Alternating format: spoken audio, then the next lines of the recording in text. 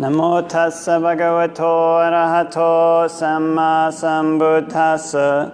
Namo tassa bhagavato arahato samma sambuddhassa. Namo tassa bhagavato arahato samma sambuddhassa. Buddhaṃ saranang gacchāmi, Dhammāṃ saranang gacchāmi, Sanghaṃ saranang gacchāmi. Dutiyampi Buddhaṃ saranang gacchāmi, Dutiyampi Dhammāṃ saranang gacchāmi, Dutiyampi Sanghaṃ saranang gacchāmi. Tatiyampi Buddhaṃ saranang gacchāmi, Tatiyampi Dhammāṃ saranang gacchāmi, Tatiyampi Sanghaṃ saranang gacchāmi. So welcome everybody to our Tuesday meditation. Have a couple of new friends, some old schoolers. Chalani and used to come. She was one of the first people to come, and Bill too. We used to sit in this kind of really tiny room over there. I remember one time there was a retreat. We did the meditation class over there. Yeah. So it's been a nice week this week. This week me and Bill and a couple friends, we went out for a walk on the underground path and headed from there's a northern section to the underground path that we took. We went through the atrium to the bus terminal and found out the place where they bake Uncle Tetsu's cheesecake. There's actually a factory underneath the bus terminal. Who would know that? You know, it's in the that's where they bake them. It's in the basement of the bus terminal. Anyways, that was pretty incredible. So then we went through kind of the atrium, and we went through Ryerson, and we went to Allen Gardens. So Allen Gardens has all these different tropical zones in it. And kind of you've got the super tropical, you've got the jungle, you've got the desert. You've got the maybe some flowery one. I don't know what that one is. Maybe that's Canada-like weather, like springtime Canada weather. There's one where it was all flowers. It was beautiful and very fragrant. And then as we finished, we all parted our separate ways, and then some people went back to the Cheesecake Factory because we kept talking about the cheesecake. You know, I can't believe there's this cheesecake. Why is this cheesecake so popular? People line up for this cheesecake, you know?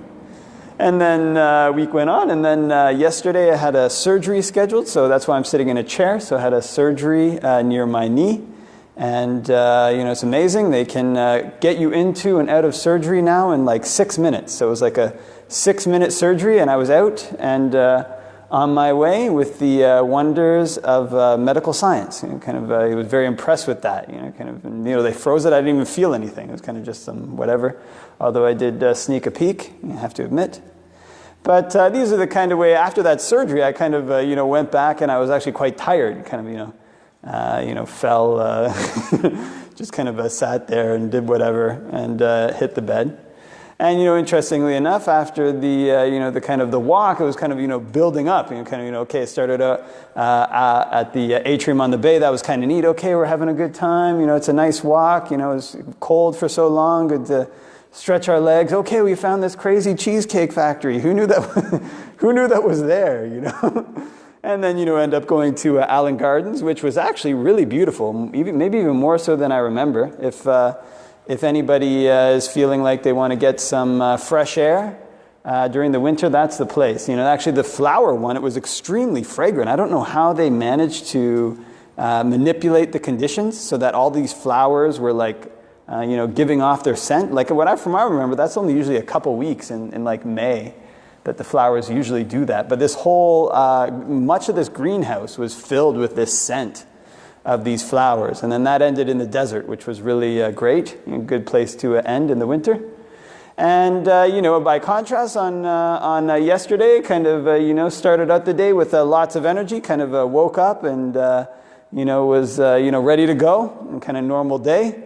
And then kind of had this surgery, and I was kind of zonked out, and then today also kind of zonked, not zonk, but, had to get a ride with a mall here, and usually I can take buses, no problem, walk all over the place, no problem, and, walk upstairs, no problem at all. I can even kick my legs as much as I like. but for 2 weeks I'm no longer able to do these things. Yeah? And this is kind of the way that life tends to present itself to people. It kind of presents itself to people in these different modes. This kind of mode where things keep getting better. It's like, whoa, there's a cheesecake factory, that's fun, okay, there's terracotta warriors under here, and there actually are terracotta warriors in the atrium on the bay, by the way, if anybody wants to know. There's really replicas of the terracotta warriors, maybe like 7 or 8 of them down there. And ending in Island Gardens, and then for other people, not me, ending in cheesecake. So, that's pretty good. Just keeps getting better. And then, there's another kind of day where, it starts off pretty good. I mean, it wasn't terrible. The surgery was amazing. It's amazing what they can do. But, in terms of my energy levels or whatever, kind of keeps going down. I kind of, get the surgery and just zonked out. And, before I could go walking on the atrium on the bay. And today I could not go walking on the atrium on the bay. Even if I wanted to, I would need a wheelchair to go through the atrium on the bay, or maybe some kind of cane, And so this is the kind of interesting thing. The Buddha teaches us about these things, these 8 worldly winds. In other words, there's gain and loss, there's pleasure and pain, there's status and loss of status, and there's fame and anonymity. And the thing that blows us around, it's called these blowing around, these 8 worldly winds. Actually, Pāli is this kind of can be a very poetic language. So actually the word for humility is somebody with their sail lowered. In other words, there's this kind of image that people who aren't humble, they have this kind of sail up, and then whichever way the wind blows, it catches this sail and pulls them forward, pulls them back, pulls them, left or right or east or west. And so oftentimes when something good happens, that's the time when the sail starts to go up, kind of, okay, whoa, what a great day, I'm walking here, it's, I got in there to Island Gardens, it was wonderful, and all of a sudden it's like, yeah, I really enjoyed that walking. Kind of love this kind of ability to walk. Actually, I actually do love the ability to walk. I think it's great. Can't kind of take that for granted. But this kind of thing goes up, it becomes this thing that we love. And part of our life gets based around this thing that we love. It's kind of gain.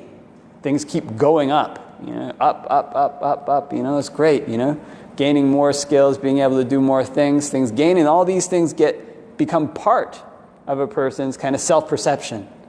And it's kind of, this is the person I am. I'm a person who likes, long walks in the atrium on the bay, Uncle Tetsu's cheesecake, the smell of flowers in whatever it is, You kind of love these things.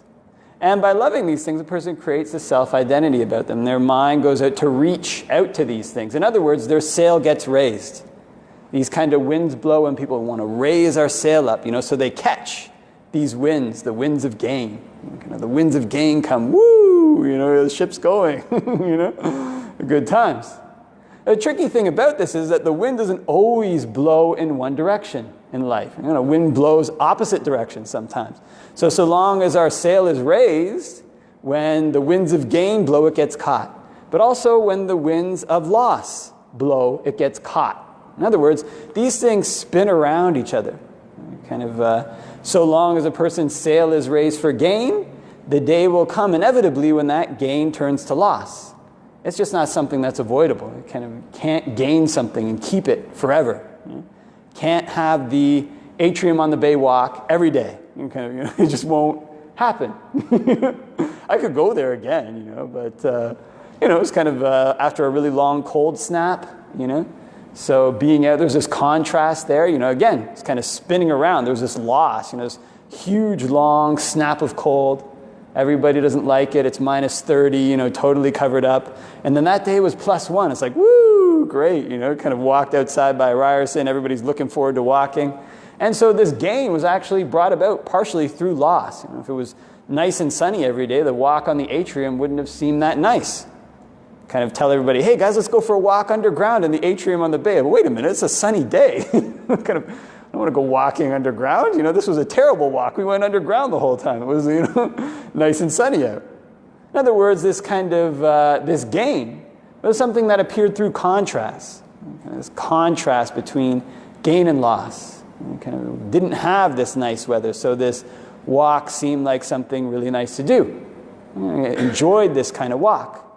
This is the thing, kind of build up this kind of idea of oneself around walking. This is where a person gets their pleasure from. Actually, I have to admit, I really, as I said, I really love walking. Kind of, just kind of love to walk. It's something really fun. It doesn't cost any money. You often get to go places that you couldn't usually go, kind of explore all these various things. And it can be kind of addicting, kind of, walking and exploring different places. I actually love going walking on this underground path in the winter. It's kind of 30 kilometers of a path, with a capital P, A, T, and H, the capital path, kind of walk underground on it. And you can just keep going around. It's very pleasant kind of thing to do. But so long as a person's sail gets raised for these things like walking, whatever it is, as long as a person's sail gets raised, grabs onto the things that they like, then when these things fall away, that's when a person can suffer. Can walk, all of a sudden now I can't walk. Well, I can walk, but I couldn't go down to the path. I'm sure in 2 weeks' time I will be able to walk again, unless something really crazy happens, but this is the way that it goes. I kind of can't walk now. It's not something that I can do. Actually, I also really like to sit cross-legged on the floor. I find it very comfortable. I think it's good for my body. Kind of think it's probably something that happened with evolution, that people were often not always on chairs, probably on the floor quite a bit. Not, of course, people's knees are hard or whatever. Then something I really love to do, but now can no longer do those things. So the question in all of this comes up, well then where is the place that a person can raise their sail? And what can a person raise their sail to? If raising their sail to gain turns into loss, if raising their sail to pleasure turns into pain, if raising their sail to status turns to lack of status, if raising their sail to fame turns to anonymity, and vice versa. Kind of getting engrossed in loss, all of a sudden whatever small gain happens is wonderful. Getting engrossed in lack of status, whatever small gain in status feels wonderful. Getting engrossed in lack of fame, any rise in fame seems wonderful. So what's the solution to those kind of things? So the Buddha's solution is actually not to get more and more of these things in ever-increasing quantities. It's kind of there's basically a two-pronged solution that the Buddha advocates. One is to try to become skillful in the various things that bring about happiness. This is the kind of solution that most like to hear about. Kind of it's nice to hear. Kind of there's this quality of doing good things that ripens in good. Do good things. We learn to become generous people. That ripens in happiness. It ripens in happiness now. And the amazing thing about it is that it also mysteriously ripens in wealth. It's kind of an unusual thing. Giving away things ripens in wealth. It's an unusual thing. There's various ways that a person can give that ripen in things coming to them at unusual times. I think I told this story a couple of weeks ago. I think I've been now I'm starting to realize what some of the old monastic teachers that I had used to say. They're like, okay, they kind of can't remember when you told the story, but anyways, there was a monk who I knew, and he was from Thailand, and he. Whenever people met him, they wanted to give him things, and myself included. Like the first time you meet him, you're like, what can I give you? And we would be at this monastery, and he would get invited to go to all these crazy trips, like all over the world. He's from Thailand. All these amazing things happened to him so that he got to go to England. From England, he ended up traveling all over. So I remember there's one time, for example, he got invited. He went down to this one monastery in Massachusetts, and he randomly got invited by the Thai ambassador to go on like a monastery tour of the U.S. And then he flew back to Thailand, and he was going to come back to the monastery where I was staying for Katina, I think. But a Thai person randomly invited him to Massachusetts for like a week. So he flew back to Massachusetts, then to Thailand. Then he flew back for Katina.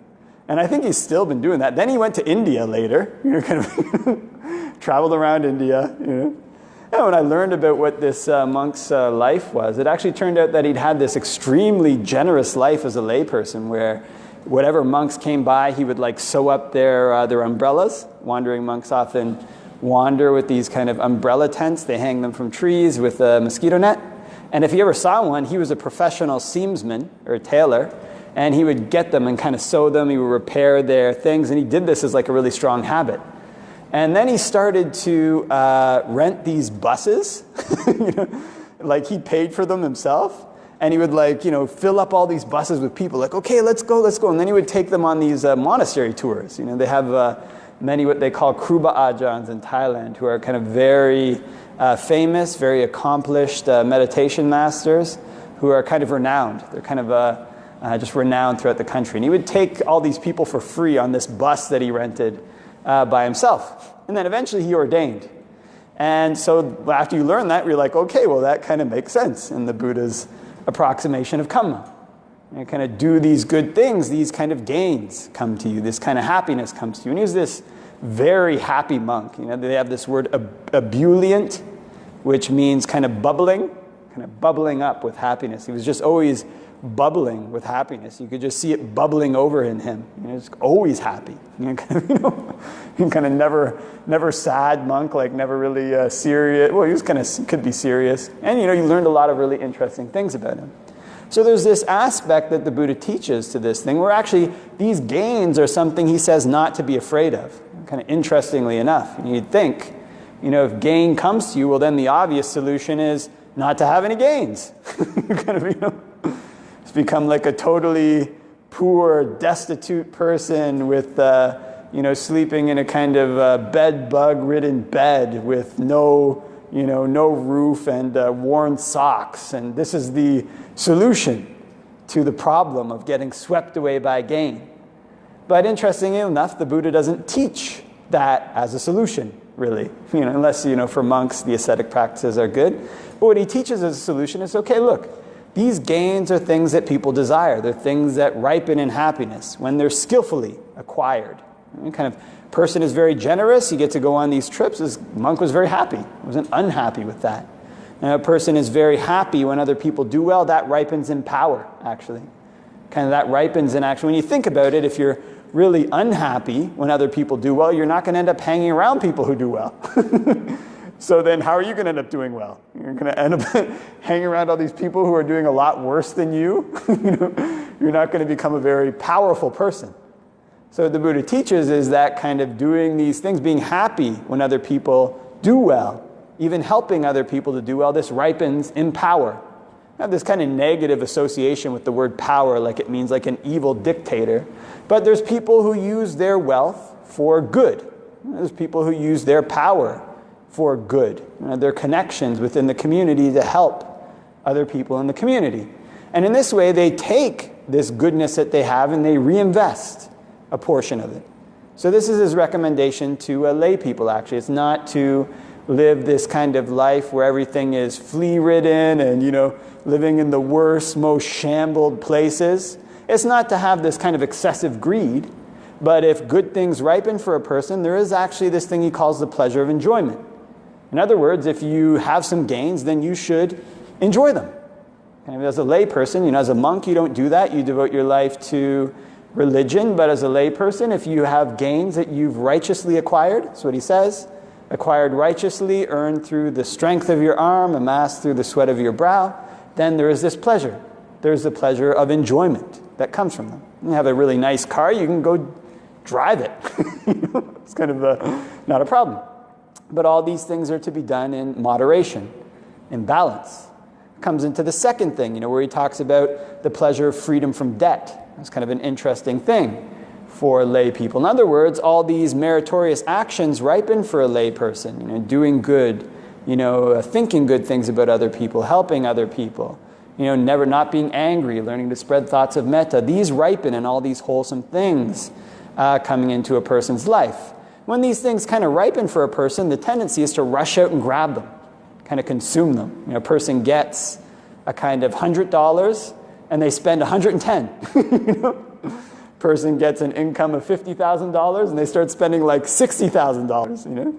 So the Buddha's recommendation in this case is when these things come to a person to have the pleasure of freedom from debt. Seems like something really simple. But actually, I remember when I was a lay person, the pleasure of freedom from debt is really difficult to maintain. All these really neat things come up. Oh, you can get this kind of new sea-doo for a down payment of $10 a month for 20 years, you know? And all of a sudden the sea-doo seems really great. But now we have a debt. So right there is a kind of blockage. There's the pleasure of enjoyment, but it's to be enjoyed in moderation, with the pleasure of freedom from debt. In other words, a person's income exceeds their expenditures, and their expenditures don't exceed their income. Doesn't sound like really high spiritual philosophy, right? Kind of, you know, sounds like some kind of accounting advice or whatever, but this is the Buddhist teaching to a lay people. And when people start to put these things into practice, they learn quite a bit about the way their mind launches out to their gains. Because when a person's mind launches out to their gains, this is what raises their sail. You know? In other words, if a person enjoys their gains moderately, okay, your sail is kind of raised to a certain extent. I mean, not a complete renunciant, not a complete monastic, but, you know, it's a sail that's not totally furled up. You can lower it again, you know, having this kind of restraint. If a person rushes out, you know, I've got $50, you know, I got my $500 paycheck, let's spend $6 on this new iPhone, you know, that's when their sail gets raised up.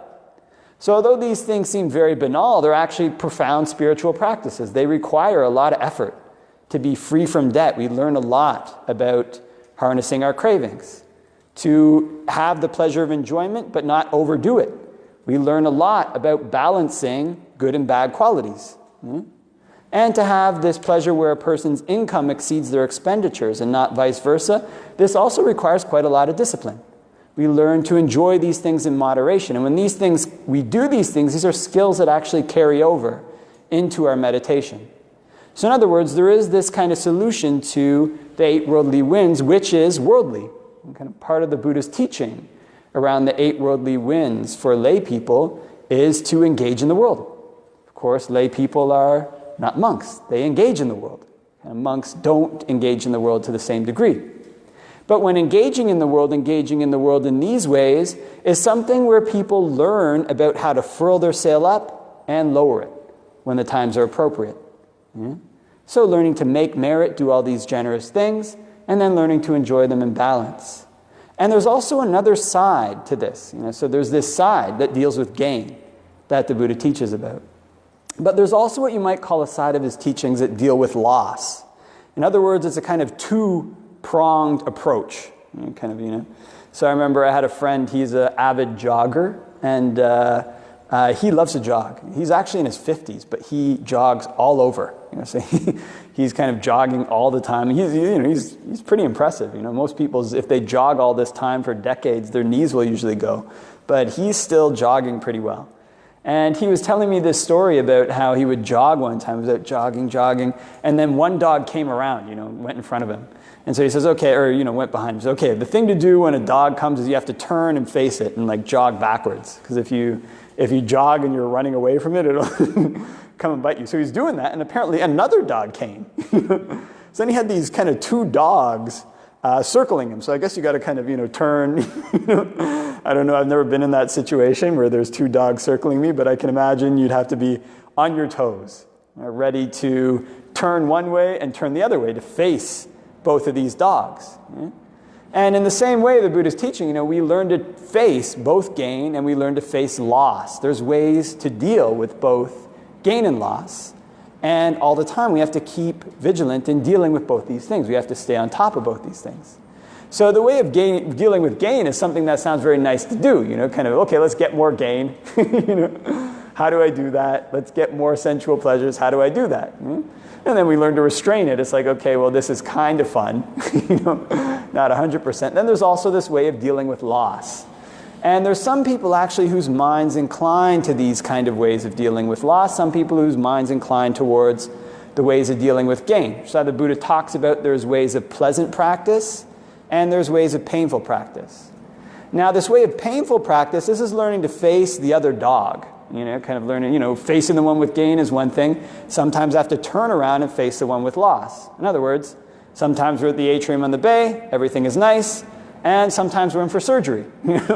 Can't walk. And so the way to turn and face this lost dog, I guess you might want to call it, kind of the dog of loss, kind of brings up all these images of Ghostbusters with their hellhounds and all that. But anyways, the way to do this is actually through some of these contemplations that very rarely really teach about in meditation classes, because they're something that often people might run away screaming from. But these are the contemplations of impermanence. Learning to bring this contemplation up. When something really great happens to us, yes, there's this pleasure of enjoyment, but there's also this contemplation, look, this thing is going to end. Whatever it is that's happened to me, this has an ending to it. It's arisen towards cause, according to causes and conditions. And so we notice this when something kind of really wonderful happens. Often the mind becomes so elated. This is great, kind of right out in there, running in it, kind of dancing in it. Ooh, this is wonderful. But the thing about that, that's when our sail is raised. So the same way when we learn to limit our expenditures, we learn to restrain ourselves part way, at the same time we want these beneficial things to happen in our life and our practice. When they happen, we learn to put a top to them. In other words, we don't learn to go 100% into them. We don't learn to go 100% into gain. When gain comes, we also have this contemplation in mind of impermanence. This kind of gain is something that's arisen according to causes and conditions. Doesn't mean that it isn't pleasant now. Doesn't mean that I won't try to continue it in a righteous way, in a beneficial way, but I have this knowledge. This thing is going to end. And so what we see when we bring this contemplation to bear when a pleasant thing happens to us is that this level of excitement that we had that seems so overwhelming goes down a couple notches. Starts to go down. So we keep this contemplation up. But this, too, is something that we have to have in balance. If we face one dog for too long, the other one comes up and bites us, right? And my friend just keeps running backwards, facing the one dog. The other one's behind him. It'll come and bite. He has to turn and face this other dog, too. You can't just be looking at the one all the time. So in other words, we learn to pay attention. Okay, look, what's the right level of happiness that I should have here? How far should my mind go out to this gain? How far should my mind go out to this nice walk on the atrium? How far should my mind go out to this Uncle Tetsu's cheesecake? What's appropriate? What's going to work? And the measuring stick for all of this is what is beneficial in the Dhamma. In other words, what does the Buddha teach about these kind of things? What's beneficial to do in these situations? What's the right balance for my practice? What's the right balance for my practice with gain? What's the right balance for my practice with loss? So in other words, in doing this and having this idea, look, I've got to face both these dogs. I've got to keep turning around. The impetus behind all of it is trying to advance in the Dhamma. In other words, we have a refuge behind all of this that we're trying to build. There's a purpose to our gain. There's a purpose to our loss. Whatever it is that happens in our life, these things, the purposes of them get turned towards our practice, get turned towards trying to advance in the Dhamma. Now, this is something a little bit different. There's this kind of kamma that we make in gains, this merit, like, okay, let's get these things built up. Let's get more wealth. Let's get more power. This is bright kamma. There's this kamma that we have, either we make it now or we have it in our past, where bad things happen to us. Our knees break out or something happens with our body, we have to go in for surgery. This is the kamma of having a body, or it might be bad kamma. It's the kind of kamma of loss. It's kind of dark kamma. These bad things coming up in our lives, kind of often the result of dark deeds that we've either done in this life, we've done in past lives, these kind of things. So these are two kinds of kamma, the kamma of gain, the kamma of loss. But there's a third kind of kamma, which is neither the kamma of gain nor the kamma of loss. It's the kamma that's neither bright nor dark. And this is the kamma of the Noble Eightfold Path. It's the kamma that the Buddha teaches to get out of suffering. So in other words, when we learn to cultivate this type of kamma, whenever gain comes into our life, it's how can I use this for my practice? Is this walk on the atrium something that's in line? Is it in balance with my practice? Is it something good to do? Is this new Ferrari something good to do? Whatever it is. The surprising thing is that these answers are not always 100% straightforward. You might think, okay, well, it's not good to go out on a walk, but sometimes it is. Have to take into account our own personality, the people around us, what we're trying to do. When loss comes into our life, the question no longer becomes, oh God, this is terrible. How can I escape this loss? Excuse me. Sometimes that's appropriate. Some losses you can escape. Other types of loss, we can't. Have a body, if we have to go in for surgery, that's it. I can't, I guess I could delay the surgery, but that would be worse. So in other words, we're faced with this choice like a kind of chess player, You have to lose pawns. Kind of no choice. Can't finish a chess game with all your pawns and totally sweep the opponent's board. You have to lose, In other words, to gain, you have to lose. That's how it is. So when this come of loss comes up, in learning to develop this contemplation of impermanence, learning to turn this towards the Dhamma. When all these things come together, when our contemplation of gain, learning to use this properly, these kind of gains can bring joy in our life, especially if they're gains in the Dhamma. We do something wholesome, like some kind of wholesome thing we're trying to do, picks up steam and has success. Our attempts to help somebody pick up steam and have success. Our attempts to do something charitable, pick up steam and have success. All these various things bring a sense of joy into our life, which then comes into our meditation practice. When there's a sense of joy in a person's mind, when they learn to focus on their breath, then rapture can arise, as Tanajan was talking about. This is what the Buddha describes as pleasant practice. And when things happen in our life, also learning to have this constant contemplation of impermanence, constant contemplation of death. These things are things that seem unpleasant to do, but then when impermanence touches us, if these meditation topics are things we've cultivated, we don't sorrow over them so much. There's a reason for that, because when we bring these contemplations of impermanence, these contemplations of loss in our mind, it doesn't stop there. It's not like one day I'm going to die, okay, that's terrible, let's all cry, One day I'm going to lose my ability to walk, probably. It's going to happen at some point, from what I've seen many people do. One day I'll probably lose my ability to speak well. If I live long enough, I might just start slurring my words and forgetting what I'm going to say. And then when we have these kind of contemplations, it doesn't just stop at this kind of depressing thought. The next thought becomes, what can I turn my mind to that's truly worthwhile?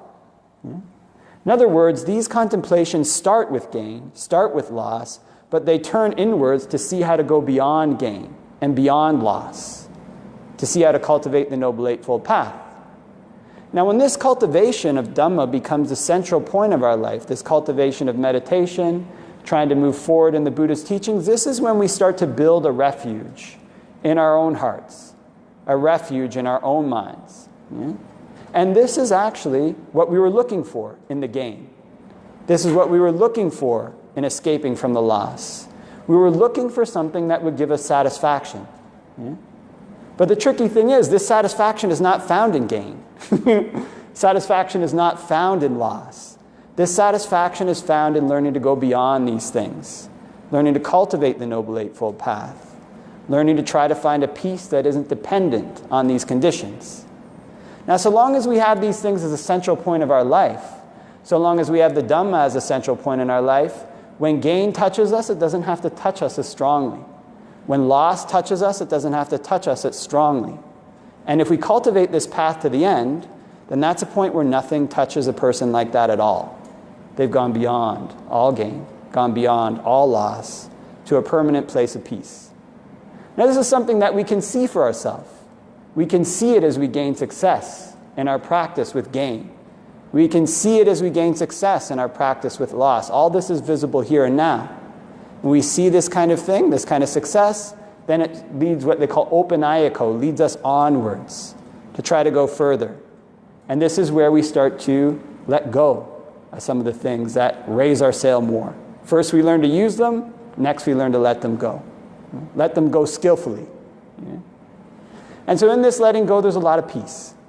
In this letting go, this kind of renunciation, the things that used to raise our sail, don't raise it so much. Things that used to lower it, don't lower it so much. And in the end, we learn to cut the sail off completely. And at that point, that's when the Buddha says a person's mind becomes like an Indra pillar. It's kind of these pillars they used to bury. They used to bury them 4 fathoms deep, 4 fathoms above, and those pillars don't get shaken by wind. And this is the meaning of this last stanza in the Mangala Sutta that we chant. Although when the mind is touched by worldly ways, it remains unshaken. And that's the highest blessing.